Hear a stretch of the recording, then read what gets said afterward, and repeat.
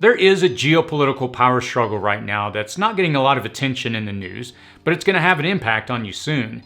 It's a struggle over existing energy resources. Many countries, they're scrambling to get enough potential energy to keep the lights and heat on through winter, or they're rationing energy to allocate power to manufacturing resources. You may not see it until the lights go out for you or your inability to get certain items, as manufacturing may soon slow down even more due to the lack of fuel, which is why you need to know what is happening now. We have never before seen a series of problems in the energy supply and reserve levels that were of this magnitude, and recovering from this may take a global, Herculean effort. The reality is that it is not likely to happen.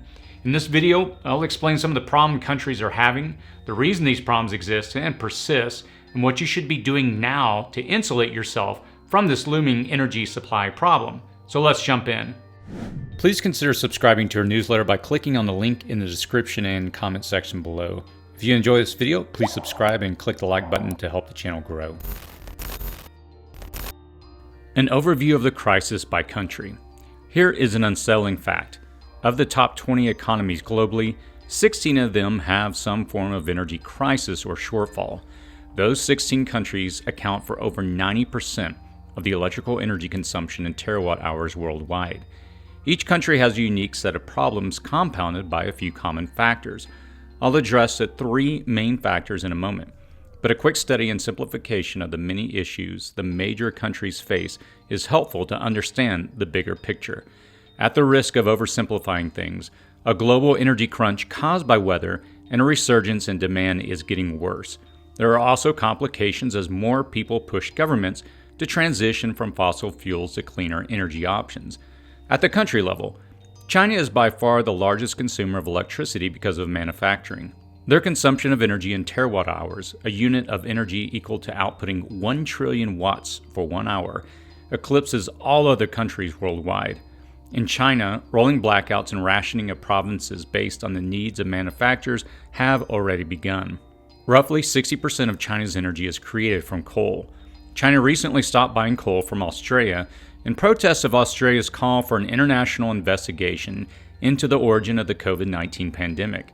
That has left tens of thousands of tons of coal on scores of ships, stranded out in the water like thousands of other vessels with unsold coal on them.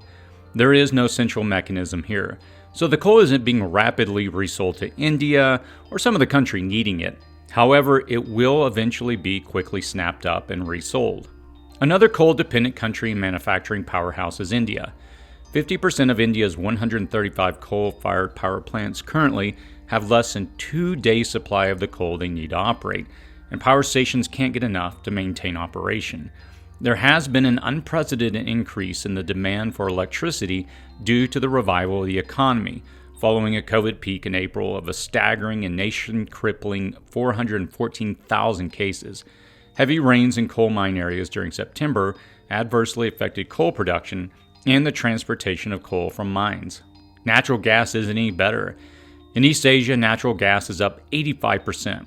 Even in the United States, an exporter of natural gas, prices are up 13%.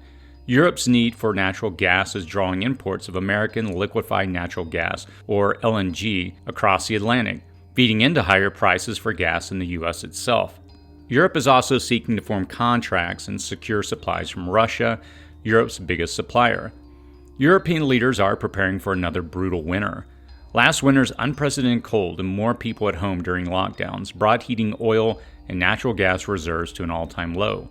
Gas production in Europe has declined precipitously in recent years, leaving Europe more dependent on fuel from Russia, Norway, and the United States. Russia would love to sell natural gas and fuel oil, but the United States has tried to block that in favor of Ukraine and to further sanction Russia for its invasion and annexation of Crimea. The fear, of course, is that once the pipeline is in operation, Moscow will use gas as a cudgel to force European countries to do its bidding. Right now, if natural gas were priced like Brent crude oil, it would be trading in the EU for the equivalent of $230 per barrel, and that's 3 times the price of oil. In Brazil, low levels in the hydroelectric reserves stemming from the driest summer in 91 years have sparked blackouts and power rationing for the end of this year and likely for the next 2 years. Japan's power prices, reeling from the global strain, just hit a 9-month high. Utilities in Japan and South Korea are protected mainly by long-term LNG contracts indexed to oil. Shifting demands in natural gas strain these contracts, and prices skyrocket. Both Canada and the United States are feeling the pinch of acute fuel prices needed for vehicles and to heat homes. 3 main factors. So what's really going on? How did it get this so far out of alignment? 3 main factors are at play. First, there was a period of downtime in the production and distribution of fossil fuel sources during the pandemic. This has caused many countries to reduce significantly or deplete their reserves. Now, there's a bold resurgence in manufacturing and demand. Simultaneously, supply lines are stretched, strained, or broken altogether. While many countries would love to increase production to 150 or 200% to meet demand, the shipping capabilities, workers, and energy resources simply are not there to do so. Second, many countries like Europe and the United States suffered through one of the most brutal winters in recent history last year. Many early forecasts are predicting an equally bad or worse winter this year, which has many countries scrambling to find the energy resources they need for their population. Add to this a number of billion-dollar natural disasters at a record high, and even the United States might be tapping its strategic oil reserves. There were 222 disaster events that caused at least $1 billion in damage in 2020, and there have already been 18 in 2021. It's likely that the United States will break that record high yet again this year. Each disaster requires an excess share of energy resources to fuel the recovery efforts. This, again, when supply lines are strained. For more on this, you can watch my video on the trucking crisis, which I'll post a link to in the cards above. Still, you don't have to study the problem too much to understand that trucks not delivering fuel and heating oil will create shortages even if all 135 refineries had an abundant supply of oil to process and were working at total capacity. The 3 largest volume products of the United States refineries are gasoline, fuel oil, including diesel fuel and home heating oil, and aviation fuel. In anticipation of the brutal winter and having suffered last year through an especially harsh winter, Europe has turned to Russia for cheap natural gas, snubbing Ukraine in the process. The third main factor in this crisis is the same problem we see throughout the supply-demand delivery system. It was too finely tuned. It was incapable of absorbing such turmoil and disruption. After many years of operating in relatively the same manner, the system found itself within a narrow range of demand, a specific need for production, and a specific need for all of the manufacturing, from the creation of plastics, from petroleum, to the energy needed to create microchips. Sure, there was the occasional disruption here and there, like the cyber attacks on the Colonial Pipeline, a natural disaster, or a hemisphere's especially bad season. Still, the more extensive system typically absorbed these disruptions and turmoil, and the energy gaps were supplied by other countries or other types of energy. The energy equation. The system could almost be written out as an equation. The anticipated energy needs for the year would be X. X would embody all forms of anticipated energy resources needed, from coal to oil to solar to petroleum to the plastic being derived from the petroleum for manufacturing. We often hear stories of OPEC ramping up or throttling back production to keep a profitable price point. Their control and other countries' control of the production of raw energy fixed and regulated prices according to total anticipated demands. The sum of all energy products from all sources, coal, petroleum, wind, solar, hydroelectric, nuclear, and so on, would require Y amount of output from all mining, drilling, refining, and manufacturing sources. That would then require Z number of workers to produce the materials of energy, make and shape the materials from fossil fuels, like plastics, move the energy materials from point A to point B, and so forth. There's a vast, non-automated human component to the equation. And finally, you have to have the variable C, the consumer. Now, let's look at each, starting there and how they're failing or have failed.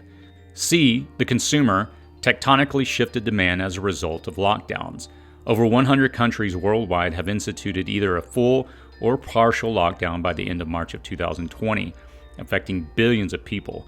Consumer consumption shifted away from the luxuries of dining out, entertainment, and leisure to online purchases and necessities of living at home. At the same time, businesses and manufacturers closed their doors, shut down, and laid off or let go of employees. Every economy in the world was impacted. Many of those businesses and manufacturers have had a hard time enticing employees to return to a work lifestyle that had them struggling more than 40 hours per week away from their families. The energy demands of C, the consumer, shifted away from manufacturers and to the individual consumer, but they put it right back on the manufacturers by exponentially creating demand. Manufacturers are struggling to meet that demand or even restore themselves to the pre-pandemic levels.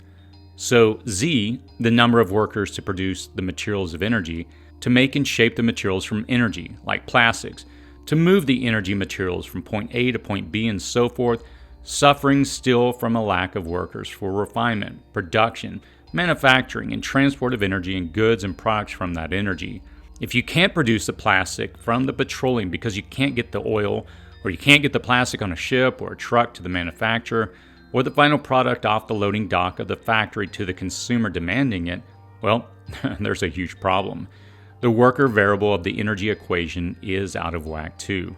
Why? The sum of all energy produced from all sources that required a specific output from all mining, drilling, refining, and manufacturing sources suffer from shifting demand, inclement weather, brutal cold, wildfires, droughts, a cessation of mining activities, politics, shipping and logistic problems, a worker shortage, and more. So the ordinarily stable quantity of energy produced, variable Y, has been thrown wildly out of its normal numerical range. With C, consumers, Z, workers, and Y, the total energy and byproducts of energy produced entirely out of sync, you can probably guess that our original X, the total anticipated needs for 2021, is totally out of whack. Taken together, all of the exponents cycle together and absorb small fluctuations over the years. When something broke down here, or demand rose over there, or a war broke out somewhere, these hits were absorbed into the global supply and remedied, or at least dealt with in a short time. That worked when one region or country suffered, but it doesn't work when the entire global production and consumption equation is turned on its end. That doesn't work when 50% of the Earth's countries lock down, shift their priorities, and change their energy consumption patterns, demands, and needs. There's a short circuit in the energy equation, and suddenly there are wild fluctuation in all of the variables. That makes plugging in a single solution all the more difficult, if not impossible. Finding a solution. So each country is scrambling to reestablish reserves, secure a future share of the energy, maintain and strike a balance sustainable for the future, and meet the essential needs of its people. Political leaders and captains of industry know their longevity depends on the stability of energy. People will only suffer so long without heat before they deconstruct the mansions of the rich to get fuel for their fires.